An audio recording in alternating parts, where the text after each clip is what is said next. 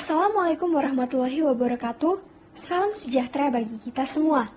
Pada video kali ini, kami dari kelompok 7 akan membahas mengenai siklus akuntansi perusahaan jasa.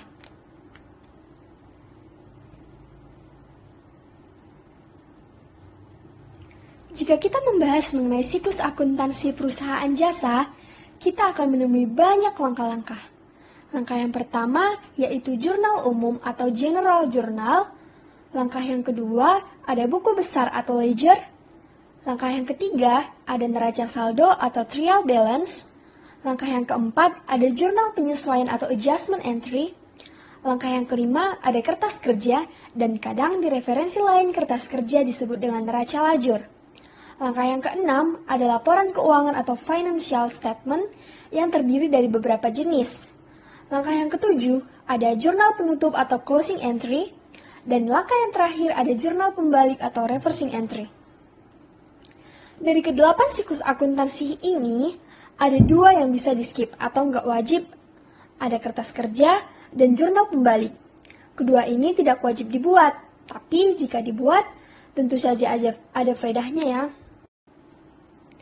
Dari ke-8 siklus akuntansi ini, ada 2 yang bisa kita skip, atau nggak wajib ada. Ada kertas kerja dan jurnal pembalik. Kedua ini tidak wajib dibuat, tapi jika dibuat tentu saja ada faedahnya ya. Dalam pembuatan siklus akuntansi itu baru bisa kejadian karena adanya transaksi keuangan dalam satu perusahaan.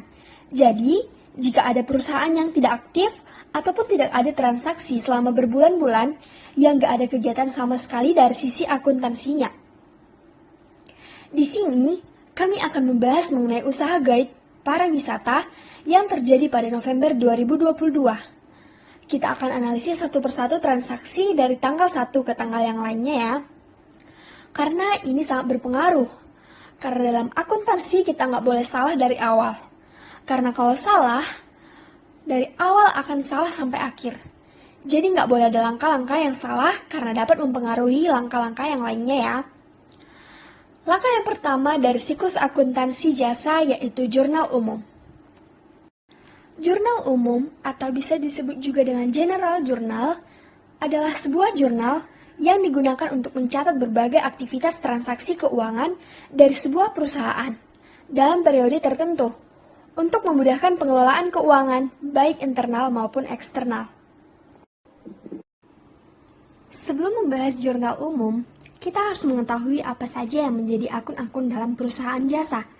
Yang pertama yaitu akun aset atau rumpun akun harta, seperti kas, piutang usaha, perlengkapan, akuntansi dibayar di muka, sewa dibayar di muka, tanah, peralatan, akumulasi penyusutan peralatan, kendaraan, akumulasi penyusutan kendaraan, dan lain-lain.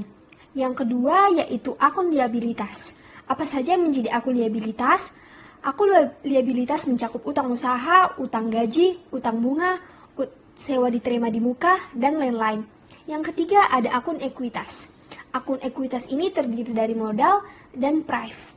Yang keempat ada akun pendapatan. Akun pendapatan ini mencakup seperti pendapatan jasa, pendapatan sewa, pendapatan bunga, dan lain-lain. Dan yang terakhir ada akun beban. Akun beban ini mencakup beban sewa, beban gaji, beban listrik, beban pajak, dan lain-lain. Kalau simpelnya ya, pendapatan adalah sumber penerimaan perusahaan dan beban itu adalah pengeluaran perusahaan. Oke, kita langsung bahas saja ya. Setiap transaksi itu harus dianalisis satu persatu biar nggak salah. Di sini, kita mulai dari transaksi tanggal 1 November, yaitu Mina Bahari menerima modal berupa kas 20.900.000 dan peralatan 35.200.000. Dalam pembuatan jurnal umum, nggak lengkap kalau kita tidak mengetahui debit kredit yang mana. Nah, pada transaksi ini, kas berada di debit 29.900.000, peralatan di debit 35.200.000, dan modal di kredit 56.100.000. Selanjutnya, transaksi yang kedua pada tanggal 4 November, perusahaan melakukan pembelian peralatan secara kredit sebesar 3.100.000. Dalam transaksi ini, akun peralatan dicatat di debit sebesar 3.100.000, sedangkan utang usaha dicatat di kredit sebesar 3.100.000. Selanjutnya, pada tanggal 5 November, perusahaan membeli bahan habis pakai secara tunai dengan total sebesar Rp1.850.000.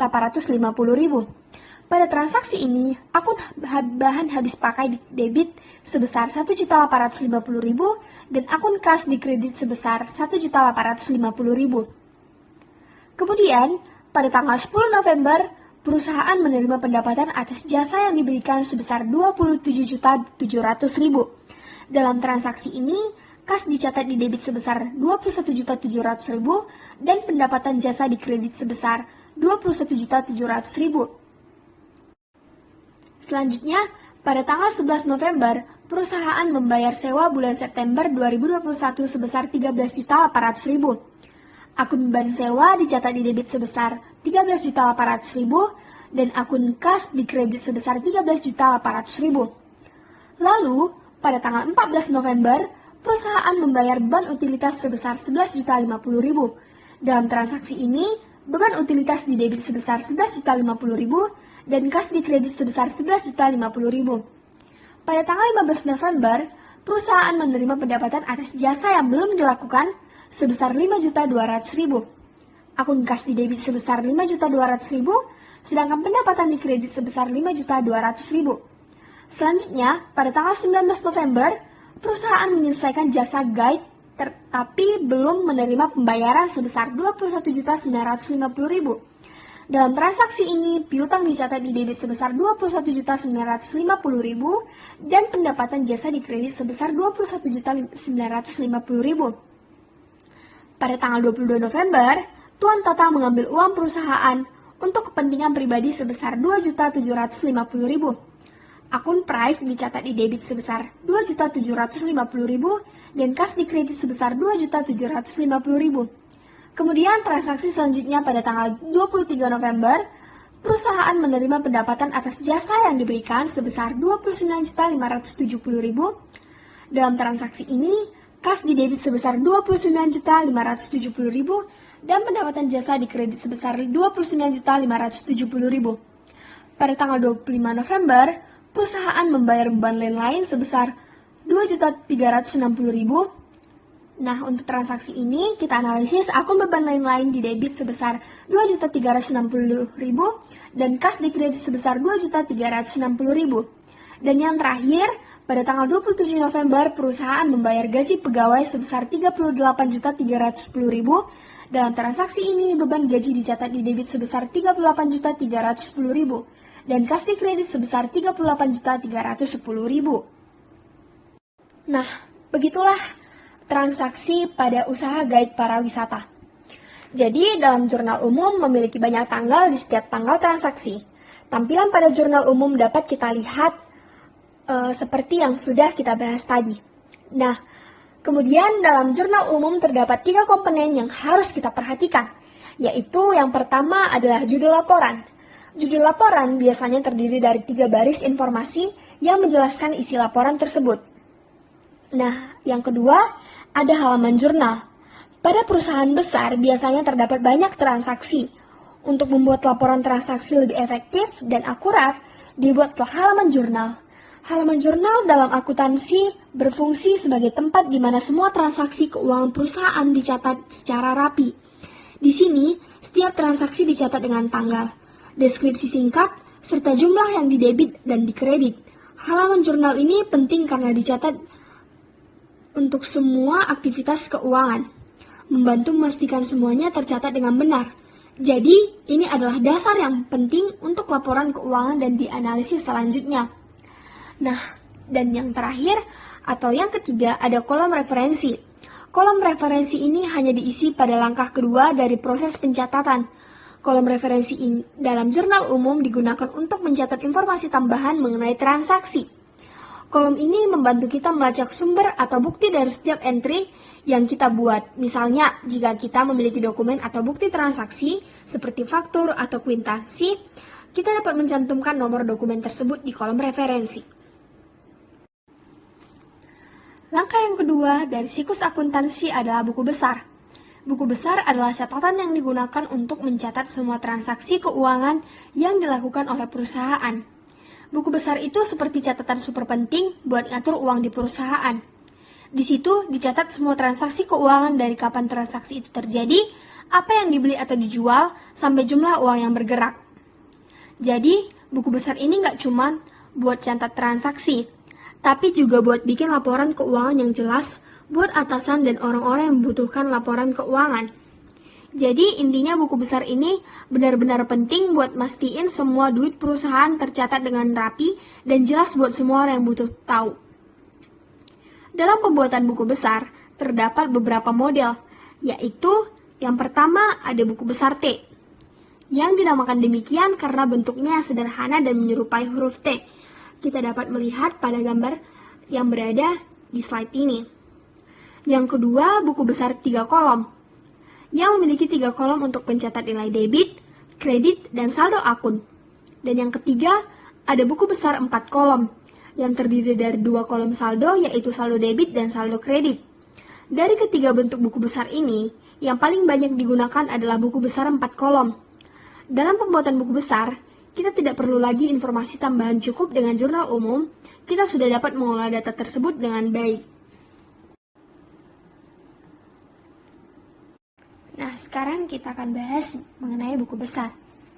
Nah, pada pencatatan buku besar, kita usahakan terlebih dahulu untuk mencatat akun-akun yang pertama, yaitu akun harta atau aset, seperti yang sudah saya jelaskan terlebih dahulu. Yang dimana akun aset diikuti dengan akun liabilitas, diikuti dengan akun ekuitas, selanjutnya akun pendapatan, dan yang terakhir penulisan akun beban.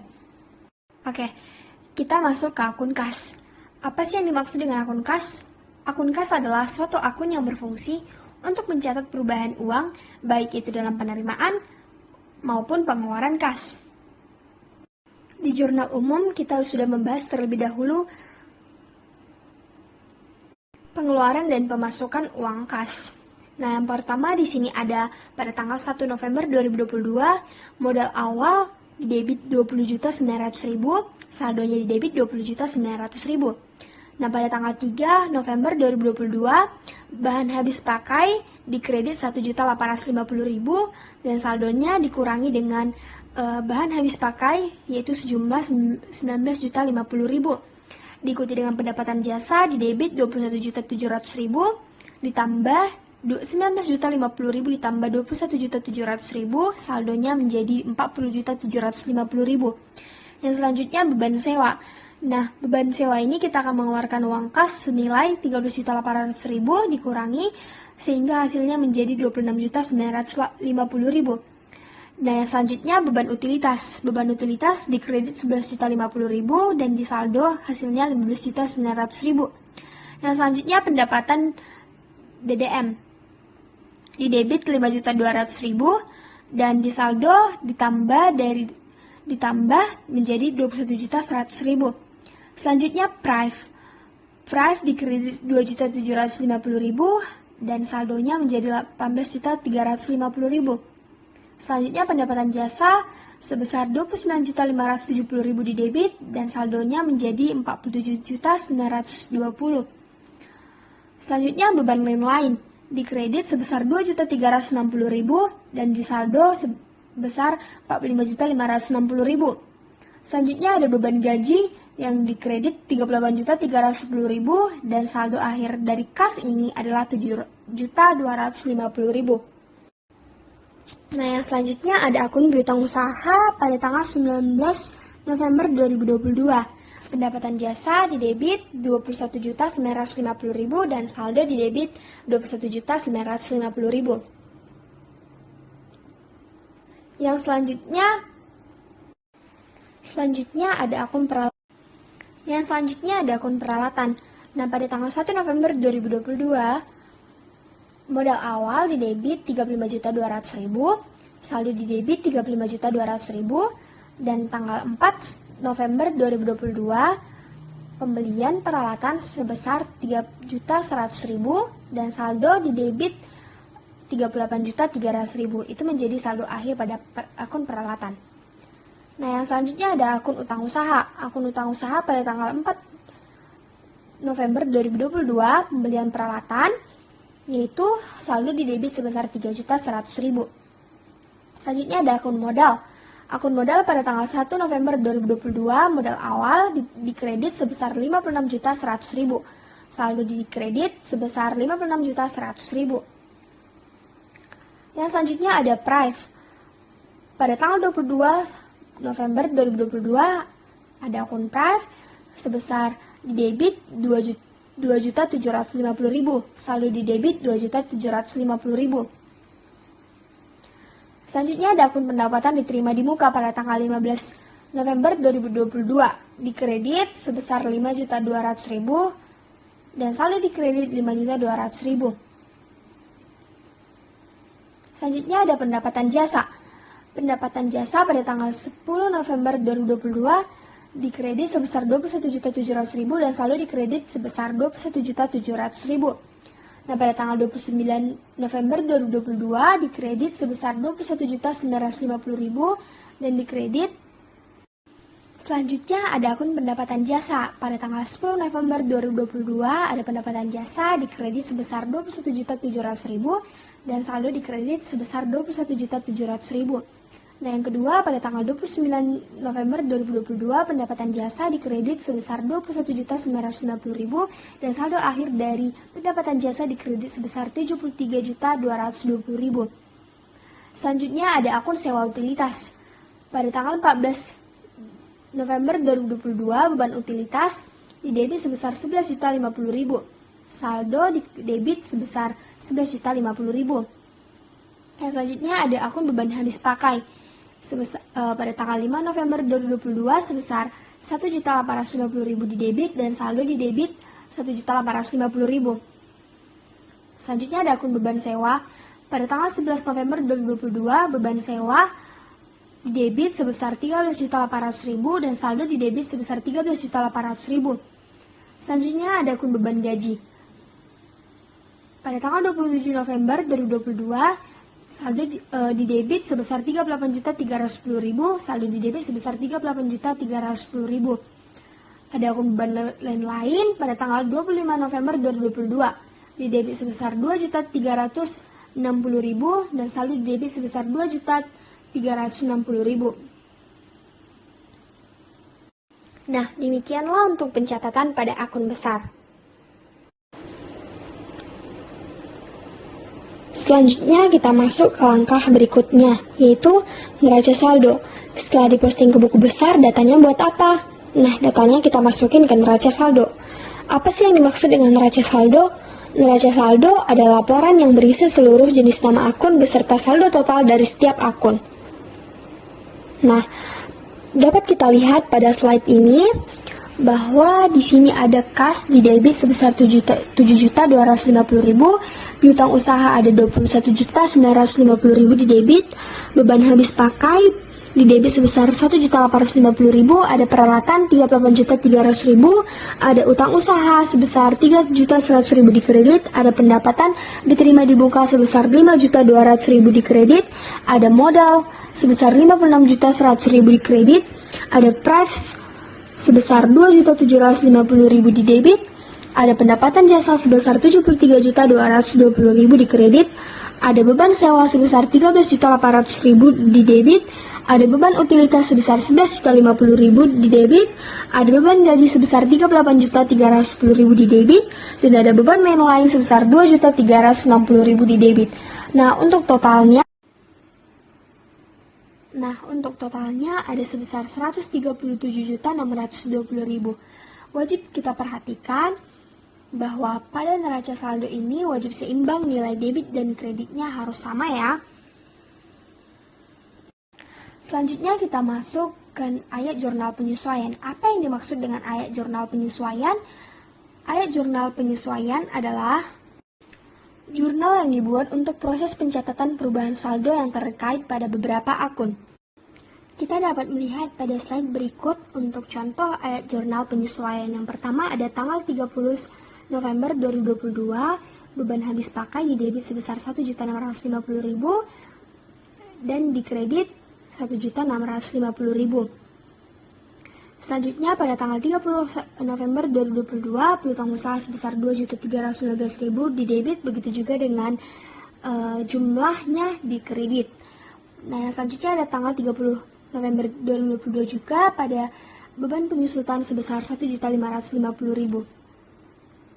Selanjutnya ada beban gaji sebesar 480.000. Nah, selanjutnya juga ada pendapatan diterima dibuka sebesar 1.650.000. Total untuk ayat jurnal penyesuaian ini adalah 7.045.000. Selanjutnya kita masuk ke bagian laporan keuangan. Itu yang pertama ada laba rugi. Apa yang dimaksud dengan laporan laba rugi? Laporan laba rugi adalah salah satu jenis laporan keuangan yang memuat pendapatan dan pengeluaran suatu bisnis dalam kurun waktu tertentu.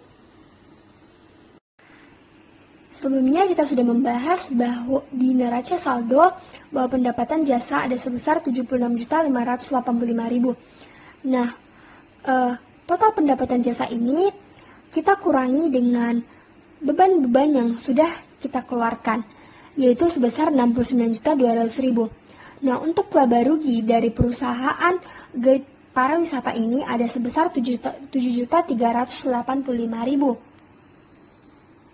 Selanjutnya kita masuk ke dalam laporan keuangan perubahan ekuitas. Apa sih yang dimaksud dengan laporan perubahan ekuitas? Laporan perubahan ekuitas adalah merupakan salah satu dari laporan keuangan yang harus dibuat oleh pemerintah pusat atau daerah yang menggambarkan peningkatan atau penurunan aktiva bersih selama periode yang bersangkutan berdasarkan prinsip pengukuran tertentu yang dianut. Kita dapat melihat pada tabel berikut ada setoran modal pada tanggal 1 November 2022 sebesar 56.100.000 ditambah dengan laba bersih sebesar 7.385.000 dan dikurangi dengan price 2.750.000. Hasilnya adalah 60. Selanjutnya kita akan membahas laporan posisi keuangan atau balance sheet. Apa yang dimaksud dengan laporan posisi keuangan?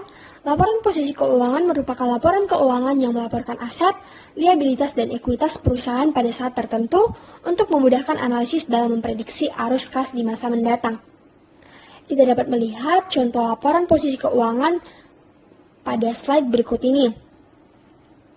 Ada aset lancar, aset tetap, liabilitas, dan ekuitas. Aset lancar totalnya sebesar 31.715.000 dan total aset tetap sebesar 36.750.000. Total liabilitas ada sebesar 7.730.000. Total ekuitas sebesar 68.465.000.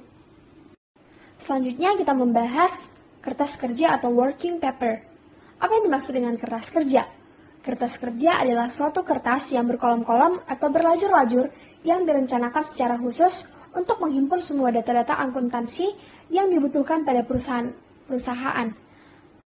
Selanjutnya, kita masuk ke dalam kertas kerja atau working paper. Apa yang dimaksud dengan kertas kerja?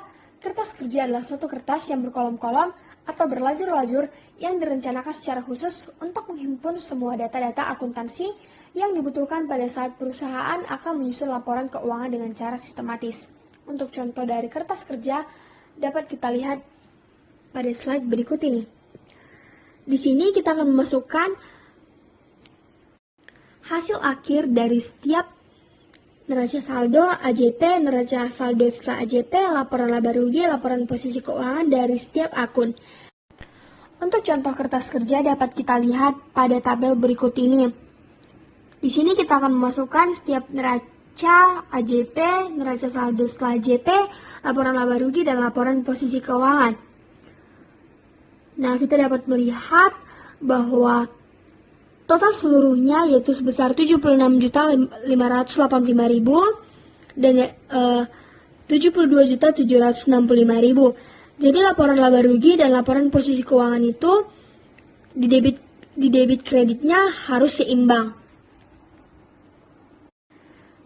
Sekian video dari kelompok kami, kiranya video dari kelompok kami bermanfaat untuk menambah ilmu bagi kita semua. Terima kasih.